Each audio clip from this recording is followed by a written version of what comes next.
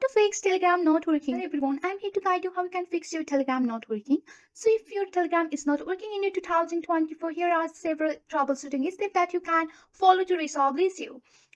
First of all, you have to make sure that you have a stable internet connection on your device.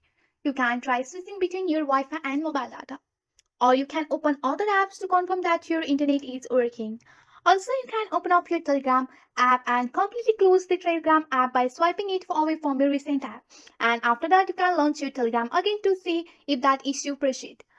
So on the number third, you have to check if there is any update available on your Play Store or Apple Store. Just go for your Play Store or Apple Store and search for the Telegram. Once you are on your Telegram, if there is any update available, then you have to tap on the update option to install it. After that, you can navigate to your device setting and scroll down here and go for the app here and just tap on the manage app. And once you are here, you have to search for the Telegram. Once you have searched for the Telegram, you have to tap on the storage or clear data option to clear the cache here. So also you can uninstall the app and then install it from your Google Play Store or Apple Store.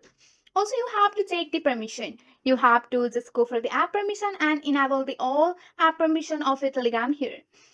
If none of these above work, you can reach out to the Telegram support through their official website.